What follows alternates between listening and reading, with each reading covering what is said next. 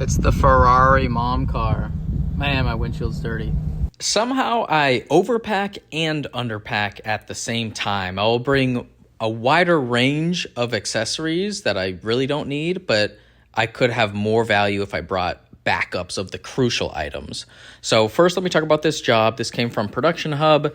It is surprising a kid who has a bionic arm with a Disney Moana 2 cover for that arm. So she knows she's going to be in some TV interviews. She does not know that she's going to go into a room and get this cover and presents, and there's going to be another TV crew, photographers, me.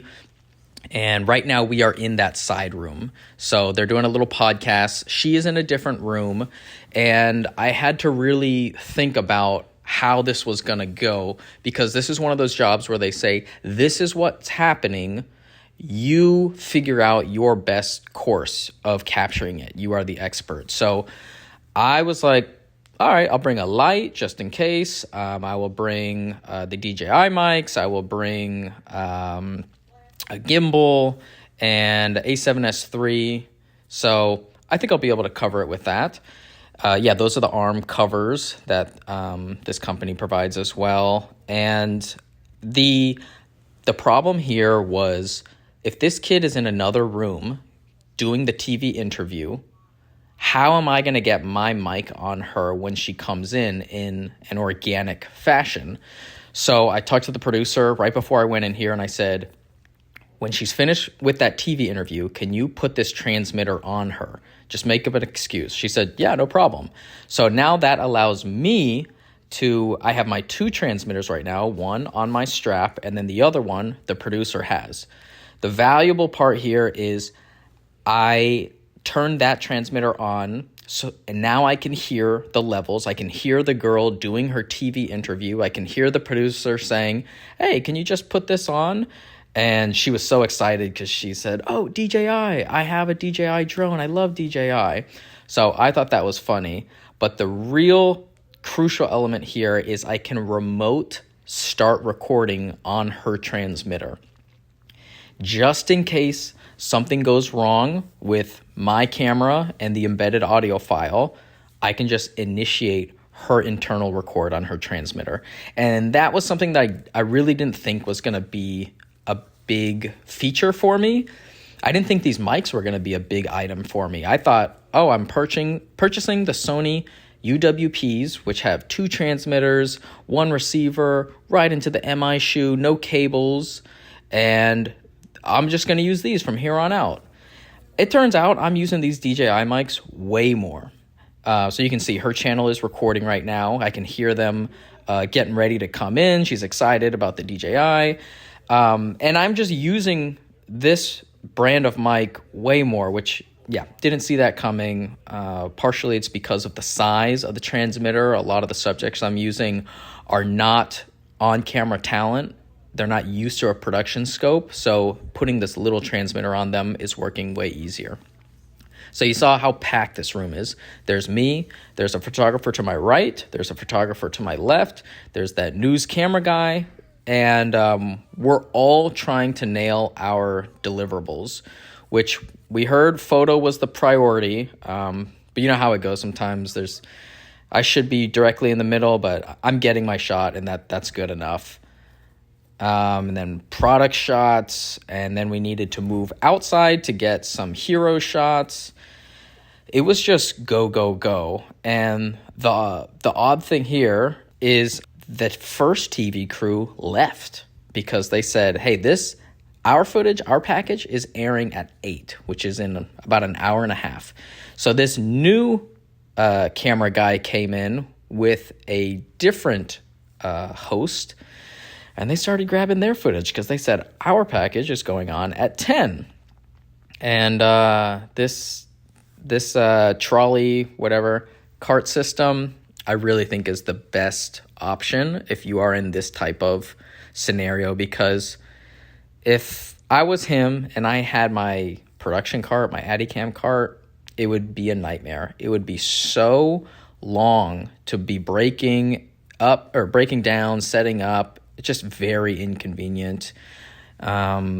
I mean, I think, you know, obviously the ENG camera package style is just way too big for what I do, but it was really cool just to see someone with their method and their path of least resistance while maintaining the specs and everything that their company desires. But yeah, this thing looked absolutely heavy. I wonder how long this guy has been in this career, because I feel like his shoulder's got to have some definite damage. I don't, if you guys have seen, I've definitely seen it, where you look at a guy who's been in news or just shoulder operated for a while, their right shoulders are visibly lower than their left shoulders.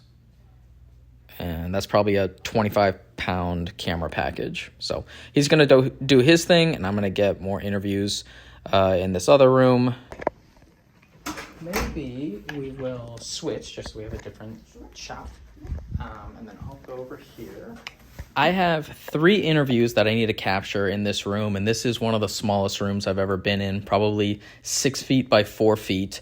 So for me to be able to get 3 different interviews, I really didn't want to just get the exact same framing. So for this one, I didn't know how much time I would have before I needed to start rolling. So I just put the gimbal on the table, pointed it down a tad, and then found out I had about 2 to 3 minutes before the next one. So finally, using the sticks, first time today, and was able to repo for a slightly different angle. This was supposed to be a single of the mom, but the daughter wanted to join in, which I kind of think might have been a bad thing because she got bored really quick, and that came off on camera. And then we repoed for the third one. So I don't think it even is possible to only bring the gear that you actually end up using. I feel like you have to bring more. That's just how it goes. But we didn't use the light or the softbox or the stand. But we used everything else and was able to have what I need when I needed it. And that is like the biggest, I don't know, convenience. It just sucks when you're like, I need that, and I didn't bring it. So this has to get uploaded immediately to Dropbox. And they didn't have any resolution specs, so I suggested to them, hey, I know you guys need this immediate upload, so is 1080 okay? And they were like, yep, that's fine. I didn't even ask about log because it's not gonna hit an editor before it gets to the TV station or anything. So I also knew they weren't gonna use 4K as well. But yeah, I gotta rush back and upload this, send them the link. Supposedly the first TV spot already aired 30 minutes ago and I just left. And then there's another one with that second crew that's going on at 10, and they wanted to get the B-roll from me. And I told them, you gotta ask the people that hired me. So I asked for her business card, and I will CC them, but I don't know. I don't know how that's gonna work, because they said we came too late and weren't able to get B-roll. That sucks. So, I don't know, maybe it'll work out for them, maybe not. About to upload all this stuff, but I just want to do a quick file check just to make sure audio's good. Also, you guys get to see what it was like. So she's coming down the hall. I can hear her in my headphones. This is the presence. And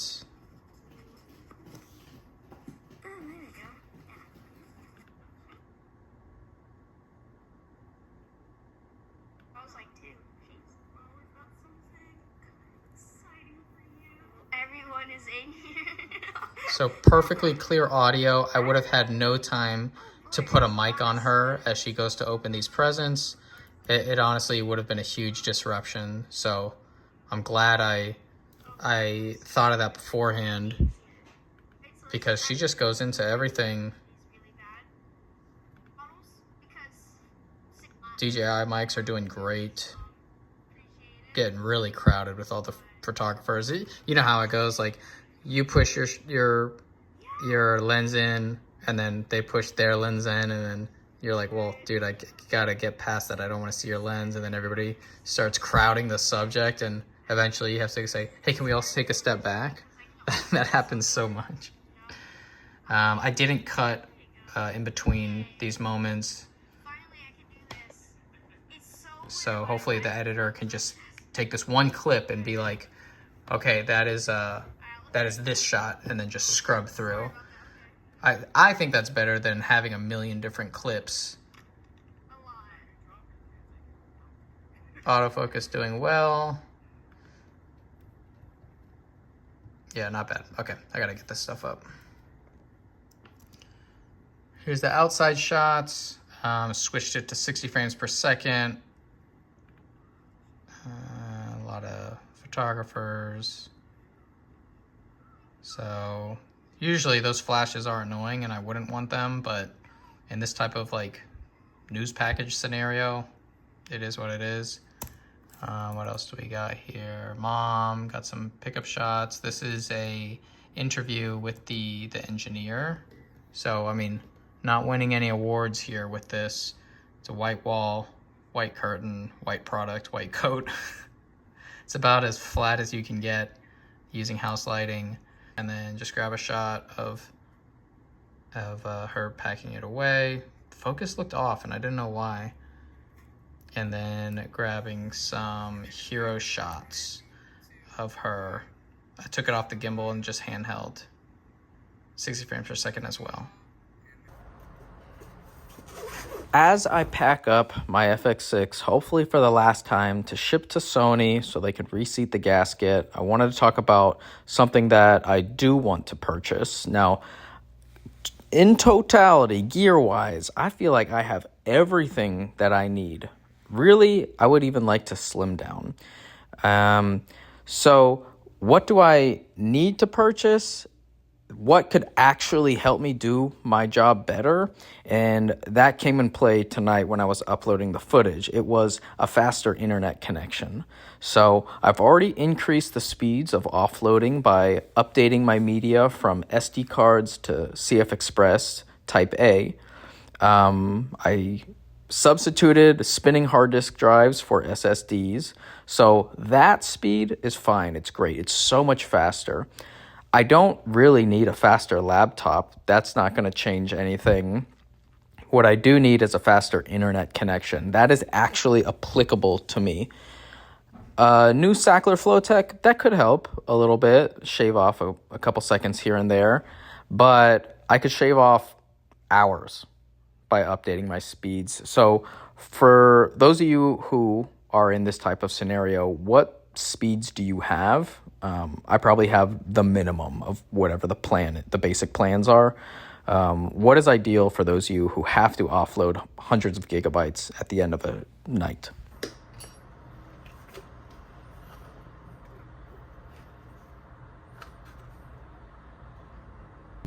So I thought this was interesting.